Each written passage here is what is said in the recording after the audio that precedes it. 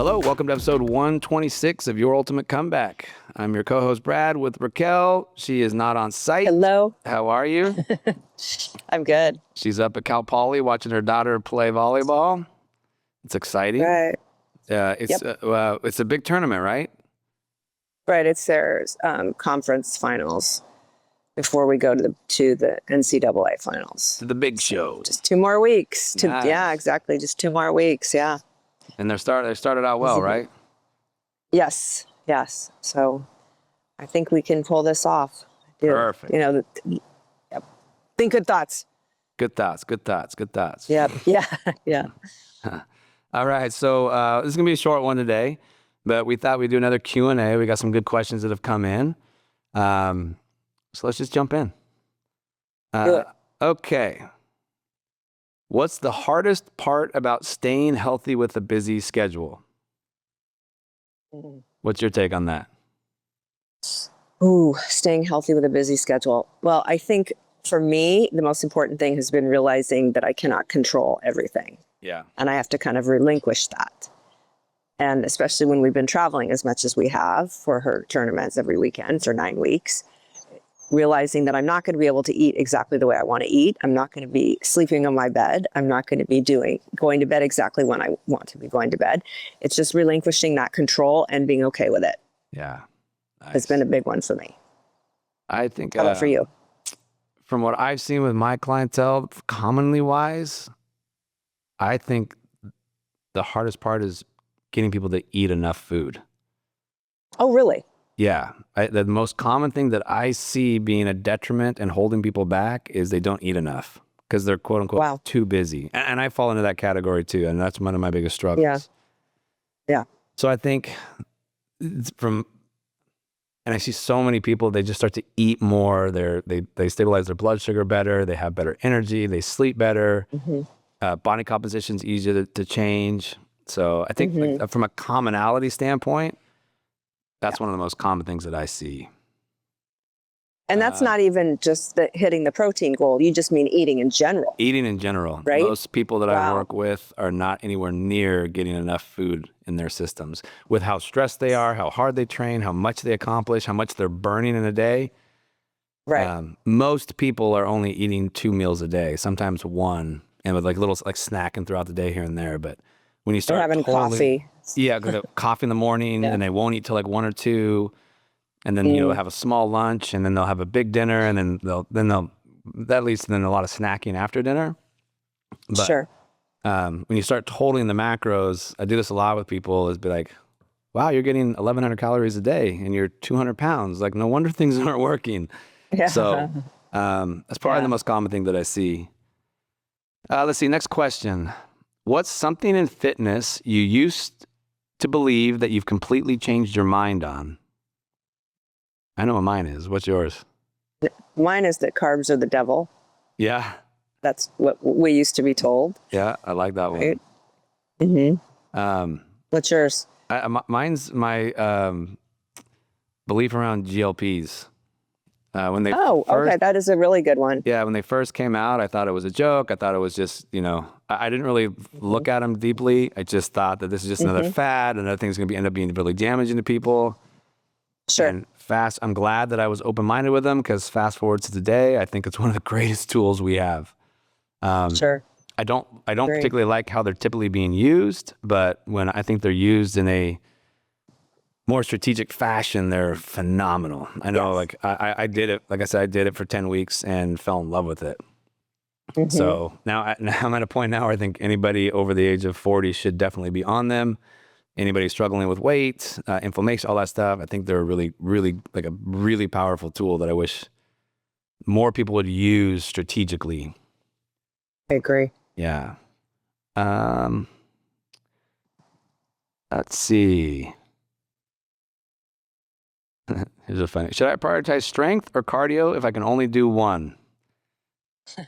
Pretty sure if you listen to our show for a while, you know our answer to that. Yeah. I think strength training is the greatest gift we can give ourselves. So if you can only do one, I would hit strength training. Let's see. And I think it's really satisfying. I know people like the huge sweat they get from the cardio sessions. Yeah. But there's something so satisfying about when I've been with you or with Jay and I'm hitting a weight that I've never been able to hit before. Yeah. In a squat or a chest bench press or whatever it is. Yeah. It's very satisfying. Well, and it's really confidence building. Like you For know, sure. you know your body can do things. You know, my son hit me up the other day. We were just on the couch and he's like, "Dad, what can you bench press?" I was like, "What?" I love Why? it. He's like, "Well, what can you bench press?" He's 11. He's, "What can you bench press?" And so Yeah. I told him. He's like, Right. "Oh, okay, good." I'm like, "Why?" He said, "Well, did you know that like 99% of men over the age of 50 can't bench press 135 pounds? I just wanted to make sure you were okay." Oh, I love it. Yeah. Where did he hear that, I wonder? Instagram or Who YouTube. knows? I'm Yeah, guessing yeah, YouTube. He's always watching those YouTube Yeah. shorts when we're relaxing. Sure. So strength training So you're is super safe. important. So far, still can do that 135. Yep. Here's a great question. How do you get out of a burnout phase? We almost did a whole podcast on this, but Yeah. I'll be brief with what I think the answer is here. There's a few things that are really important if you're burnt out. It's the reality that your nervous system is exhausted, your endocrine system is exhausted, like all the things you need to live a happy, exciting, energetic life are gone. So the first thing you got to do is you got to figure out, well, what caused that and get rid of it. Majority of the time, it's a lifestyle. We had Kristen on a few weeks ago talking about being stuck in a fight or flight state for years. Yes. That alone can drive you into a burnout state, working too much, exercising too much. And you know you're in a burnout state, the feeling of being either tired but wired or tired and exhausted. Those are signs that you're in a burnout state. Brain fog, forgetfulness, lack of desire to do things. Daily responsibilities are becoming really hard. No sex drive. The whole thing, you're tired all day, but then you go lay down to sleep at night and now you can't sleep and your mind's going crazy. Yeah. Those are all signs and symptoms that you're in a burnout state. A healthy metabolism, a healthy endocrine system, a healthy nervous system wants to have sex. So if you don't have a desire for sex, something's not right. So that's always a classic sign. If there's no sex drive, we know someone's in a burnout state. So you got to get rid of whatever the source is. If it's exercise, you got to cut back on exercise. If it's, you're stuck in a fight or flight state, it's mental, emotional. You got to go get some therapy. You got to figure that out and get rid of it. And then next, you got to take care of your metabolism. You got to make sure your blood sugar is stable. So that's why eating more protein really helps. Don't skip breakfast if you're in a burnout state. Skipping breakfast and having coffee just puts more stress and overstimulation on the nervous system, the body in general. It doesn't work. So have breakfast, lunch, and dinner, lots of protein with each meal. Make sure you're being strategic with your carbohydrates. I like to have them either first meal after you've worked out or at night for dinner. So you want to think earn your carbs. So exercise, you can earn them, but hopefully because you're in a burnout phase, you've cut back on your exercise. So just have them at night to help calm you down and fall asleep. You have to do things to bring down inflammation. You'll notice a lot of inflammatory issues when someone's in a burnout state. So eating more green vegetables can help. Taking more fish oil, curcumin can help. If you're going from the supplement route, those will all help bring down inflammation. If you're going the peptide route, BPC 157, KPV, those are great for bringing down the inflammation. They're also great for helping with the gut. A lot of times when someone's in a burnout state, they have a lot of digestion issues, so the gut health isn't good. So that can help with that. If you're using the supplement route, throw a probiotic in there. Some other good supplements to help bring the stress levels down, ashwagandha. Rhodiola helps you handle stress better. So those two examples of supplements that can help with that. And then you got to do things to support your liver, right? And just metabolic pathways in general. So, for example, usually people in a burnout state, their liver enzymes are elevated, their cholesterol is elevated, the blood sugar is unstable. We've talked about that, and inflammation is through the roof.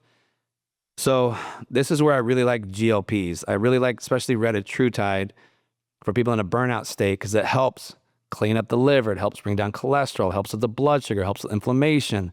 It's a really nice peptide to help in this situation to clean up the metabolic chaos of burnout. If you don't want to go the peptide route, I would use the curcumin. I would use something like diabenyl from Thorn. It's a nice insulin stabilizer. I would use lots of good fish oil because that helps with all of those. And then I'd use something like milk thistle to help with supporting your liver and your detoxification pathways. And I think you do those things, you cut the stress out, you support those pathways we just talked about, and you catch up on your rest. You'll pull yourself out of burnout, 30 to 60, sometimes 90 days, depending on how bad it is.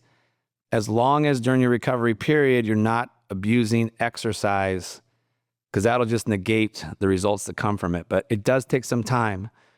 If you are in a burnout state and it's the nervous system that's fatigued and you have no sex drive, PT141 as a peptide is phenomenal for that. It'll bring those neural pathways back and create that desire again. So it's always a nice tool to use if you're in that fatigue state with no sex drive. It will bring that back very quickly. Do you have anything to add to that? No, I'm scared to try that one. I don't know why. But I need to try it. I want to try it just for fun. Yeah, so that was a quick solution to burnout, but yeah, it's a very common thing. Well, I think we all experience it at some point in our life. Oh yeah. Life is always going to hit you. You can't get through life without high levels of stress. Sure. Raising havoc on the body. Right. Right. What we like to do is try to reduce the amount of self-induced damage so that we have good reserves when life throws something at us so we can deal with it better. The other thing you'll notice when you're in a burned out state is you don't handle stress well. Like a little bit of stress will just send people over the edge and they'll explode and blow up and just get overwhelmed and anxious. Right. If you're in that state, that's a sign you're just burned out. Your nervous system is tired. It can't handle the extra stress load. So that's another sign that someone's in that burnout state. That's a good question. I'm glad someone asked that. And doing the reset from your book is a good one too. If you My whole book on the 21-day metabolic reset book is all on that. Is how to recover from burnout. And that's just using nutrition and lifestyle strategies, no supplements, no peptides, anything like that in that book. But it's great for that. Here's another question that kind of tails off that. Why am I always tired even when I sleep? You're in a burnout state. It's going to take more than one good night of sleep to recover from that. So that is a sign that you're under too much stress, and implement some of these strategies we just shared with you about the burnout recovery, and it'll really help. And then the sleep will start to work better. Here's another good one. How do I fix my sleep without supplements? So there's a number of things you can do to create an environment for better sleep. I call it the bat cave. Like your room should be as dark as possible and cold, like 64 to 67 degrees Fahrenheit. So dark and cold like a bat cave really helps improve deep sleep. And so I'm talking like blackout curtains, blackout mask, like no lights on anywhere in your room. Yeah. That one very often is a simple solution to solve that. Maybe have something that makes a little bit of noise to drown out sound can help as well. White noise, right? Yeah, white noise, a fan. I always like to use a fan. Then things like no screen time an hour before bed, at least. Yeah, the no screen. But I was thinking the red glasses, the blue light. Oh, blockers. the blue. Yes, the black. Yeah, those can really help because the blue light stimulates the pineal gland. It wakes you up. That blocks that light. So if you're gonna look at technology, I know they don't look great, but they're very effective to wear before bed. I think those are probably the easiest solutions for that outside of supplements. Yeah. I have my my business people that have big to-do lists. They do this. They write down the 3 most important things they have to do the next day, and then 3 things they're grateful for, just in a journal right before bed. That calms the brain down really well. That's another nice solution I've used in the past. In that order. Right? Get the to-dos out of your head and then focus on things you're grateful for, and that really helps calm the brain down a lot. Yeah, I like that. Yeah. Let's see. Are peptides worth it? I think so. They've been very worth it in my life. Would you agree with that, Raquel? Same, for sure. Yeah, I think that the biggest thing missing with peptides is good coaching around them. You got a lot of influencers trying to sell them, and a lot of times they don't have the understanding of how they work. So peptides are worth it if you have good coaching with them. They can be very ineffective or not dangerous, but not a fun experience if you use them the wrong way.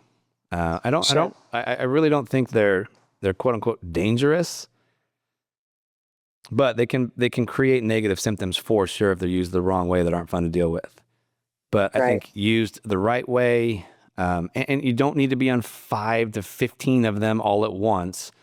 Like be on 2 or 3 at the most, focused on specific things. And again, that's where good coaching comes into play. So I think peptides are worth it when you're working with someone who knows what they're doing with them. Yes. What's one biohack that actually works? Boy, I think there's a lot of them out there.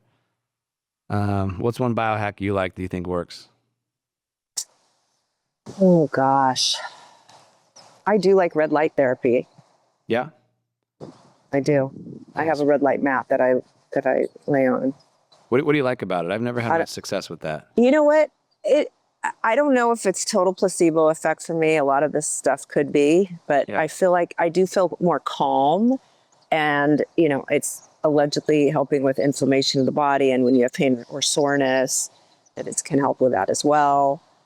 I did notice that when I first got it, I turned it way up to the highest setting, and it kept me up at night. So I thought, oh, there's something to this. Yeah. So I realized I needed to ratchet it down, and I noticed the time of day that I did it. So obviously there's something to it. Yeah. But I like it. It's kind of a nice time for me to just lie there calmly, almost in a meditative state for 20 minutes or 30 minutes, however long I do the session for. Nice. Very nice. I think for me, I think saunas have the thing that I like the most. Yeah. I'm not good at squeezing it in, but when I can squeeze it in consistently, I just notice I'm much calmer. My inflammation is a little bit lower. I sleep better. That's one biohack I personally really like, is using a sauna, even if it's just 3 times a week for 20 to 40 minutes. I think it's great. Yeah. That'd be the one thing I love from my house. That'll probably be the next biohacking thing I get from my house. I got my cold plunge that I really like, but next thing will be the sauna for sure. Go back and forth. Yeah. Contrast is incredible, but I think that's pretty much it for the questions that we have. Those are good questions, though. Yeah. I feel like we always come back to the stress piece, and it's so important. Yeah. And I feel like until someone's really into that crazy burnout state, they don't want to believe it. Yeah, people. Yeah, I mean, stress, you just can't get away from it, unfortunately, and people have just come to become not comfortable with it, but comfortable with it. Yeah, used to it. Like, this is just normal. I'm not stressed, but realistically, people are really stressed. It's their baseline. Yeah, like what Kristen had said, their baseline is fight or flight, and that's not good. Yeah, and they're just used to being in that stress state. So, yeah. But again, like I always argue, I think it's the biggest enemy that we're fighting this day and age is stress. Agree. And I think it's really, really hard for people to take a rest and step out and just relax. There's a lot of struggle around that. So a lot of focus on achieving, and, I was just having a conversation with my clients earlier, like, what really is the point of life? And I don't think it's about working our asses off to make money. I don't think that's it. And I don't think it's about achieving greatness. And I mean, maybe it is, but I just don't believe that's what it's about. I think people sacrifice so much for achievement. Right. I've really yet to meet someone who's hit it at the pinnacle and doesn't have regrets of the choices they made to get there. So, and I've never heard someone say this was everything I expected it to be. It's usually a disappointment. So Well, perfect. I think we'll wrap it up there. Some good Okay. questions. Yes, thank you. Awesome. Thank you. Thanks for Until the next time. yeah, thanks for videoing in and joining us. Yeah, absolutely. All Thank right. you. Everybody have a great day. All right. All right. Bye. Bye.